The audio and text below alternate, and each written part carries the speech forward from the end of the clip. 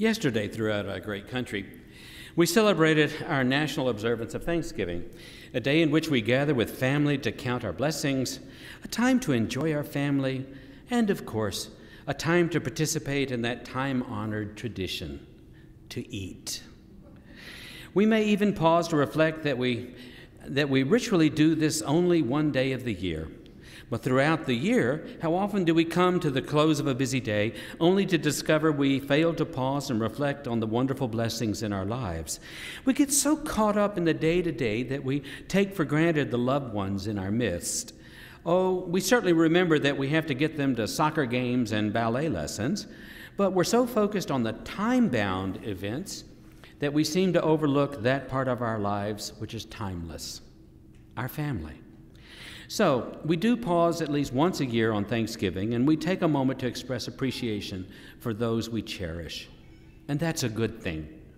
Well, tonight on this Shabbat, we will be reading during the week and on Shabbat and tomorrow morning at Torah study from the book of Genesis, chapters 28, verse 10 through chapters 32, verse 3.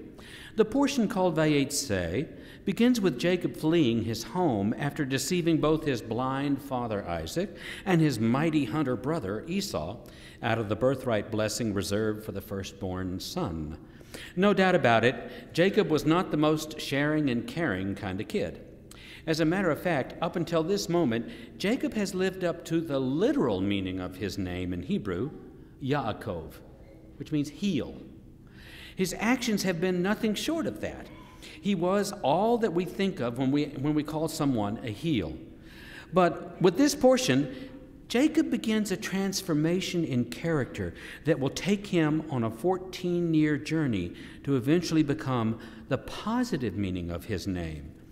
One can be a heel, Yaakov, but Yaakov, one can also lead so that others follow safely upon your heels into the future. And how does this transformation take place? Well, not by just wishing that it happens. It requires us to pause and reflect on our lives, the good and the bad, and to then start living our lives in such a way that we fill others with blessings. And every so often, when we pause and reflect, we also take time to count the blessings others bring into our lives. When we recognize just how fortunate we have been, how well we have been blessed in life, we discover that we have an opportunity to share the fruit of our blessings with others. In Jewish tradition, we call this act of giving tzedakah. In Jewish tradition, tzedakah means righteousness and justice. It's a funny thing about this Hebrew word. It doesn't mean charity. That comes from Latin and means benevolent goodwill toward or love of humanity. Now, that's a noble thought and a wonderful goal. But what happens if you don't feel benevolent goodwill toward or love of humanity? What happens to tzedakah then? Like them or not, there are people in this world that need our help.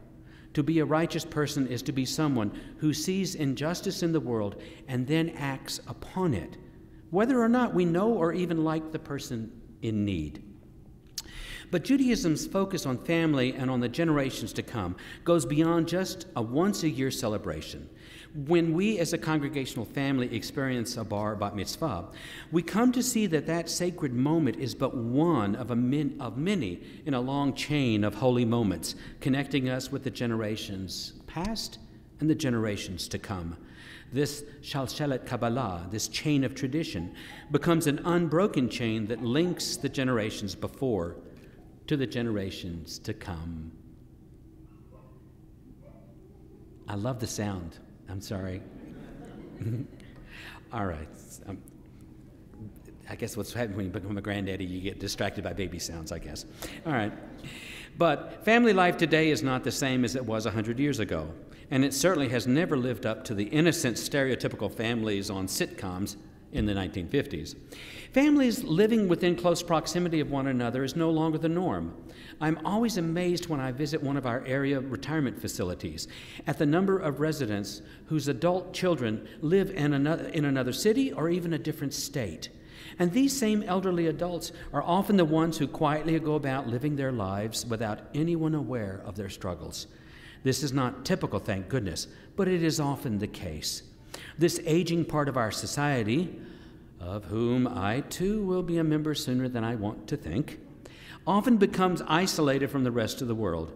Understandably, their health needs have increased to the point where stopping by the pharmacy, going to the doctor, waiting in the doctor's office for hours on end, all of this has become their life, and often without their children or grandchildren around them.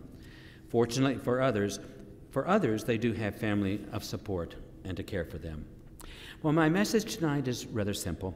I would invite each one of you, should you be part of the ever-growing group in our society who no longer have aging parents in your lives, either because they are no longer living or because they live outside the greater Memphis area, I invite you to volunteer at least once a year to assist one of these invisible members of our congregational families.